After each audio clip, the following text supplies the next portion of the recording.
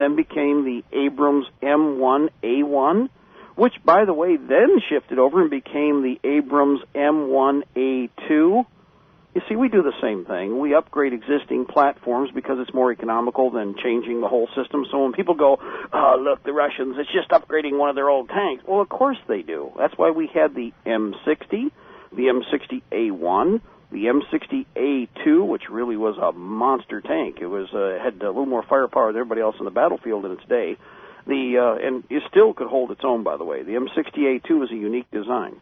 The A3, don't forget the A4, and then the fielded but really not talked about A5 configuration, or A5I as it would be called, which really, some people got a chance to play with them, but they really never went out there and showed up in force, simply because the fleet was changed and because of the Clintonistas and their betrayal, that's right, they dumped a lot of our M60s in the ocean. There was no reason to get rid of them. They had a whole part system for them.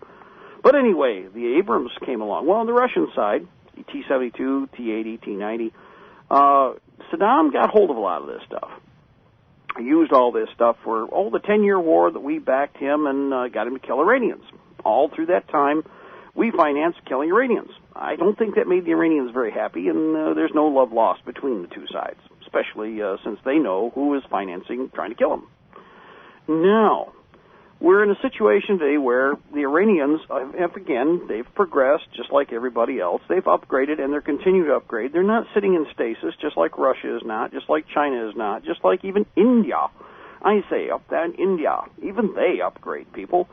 So when they launch or they're testing their missile platforms, guess what? They're not doing it in the Persian Gulf for the fun of it. They're doing it because they live there. We don't. Does everybody understand that part? Well, let's look at the globe here again. Well, the United States, that's right, we're way over here. Let's go, let's turn the globe, Atlantic, let's see, Mediterranean, let's see, Asia Minor. Oh, look, there's Asia Minor, and just a little west of India is Iran. Now let's look back, let's take the globe and spin it back. America, Iran, America, back over, and let's go back, Iran. Oh, wait a minute, Iraq, Iran. Now, let's don't do the country western thing. I don't know the difference between Iraq and Iran. Well, that's the problem with Americans. Slap side of head. You're supposed to know the difference. Of course, most Americans don't know the difference between Texas and Wyoming, for that matter, and can barely find the United States on that globe that we're spinning back and forth. You see the problem there? Y'all better get your act together, okay, if you don't know where the countries are, because when you drop a bomb on somebody, it's kind of embarrassing if you say, I'm going to go bomb Iran, and you drop one on, say, Micronesia or perhaps New Zealand. Not that we would care about New Zealand much, but, they might be a little unhappy. So it would be good to have a little grasp of the globe and how it works, okay? So here we are, looking at Iran, and let's see. On the west side of the Persian Gulf, which, by the way, for all of you who are in the military, I recall if you were in the Navy, it was called the Coke bottle. Does everybody remember why it was called the Coke bottle? Well, you got the Straits of Hormuz at the bottom. Once you get the Straits of Hormuz and you go north, where do you go in the Persian Gulf? Nowhere. Okay? So, which is why traditionally we didn't put capital ships in the Persian Gulf where they were at risk. It's stupid to put capital ships in the Persian Gulf.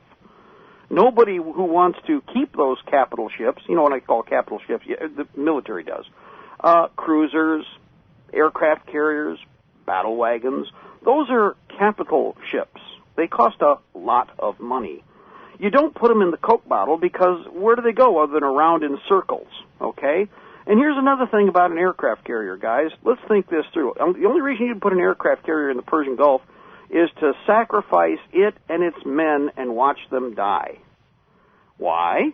Well, because if you look across on the east side of the Persian Gulf, you might notice that the country that we've all been poking a stick at for so long, well, they own that side of the Persian Gulf. It's theirs. In fact, it's like, let's see, the Russians, if they started floating, say, a Moskva-class aircraft carrier up into, say, the Fort Myers area, and just kind of went back and forth along the coast, say, from the panhandle of Florida down to Sarasota and got in really, really close, like maybe float if they could inside that little archipelago of islands that's parallel there.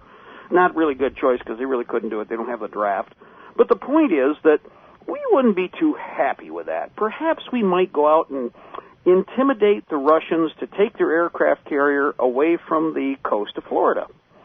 Now, let's go all the way around the world. Let's go into the Persian Gulf, the Coke bottle, and let's look at how the Iranians might respond to somebody being in their waters within their territorial limits. They might show force in certain ways, but they've shown restraint when you think about it, because their coastal patrol boats, you know, those motor boats, their coastal patrol ships, such as torpedo boats and their other light destroyers and such, serve to escort ships in and out of there all the time when it looks like they're perhaps trying to agitate a confrontation.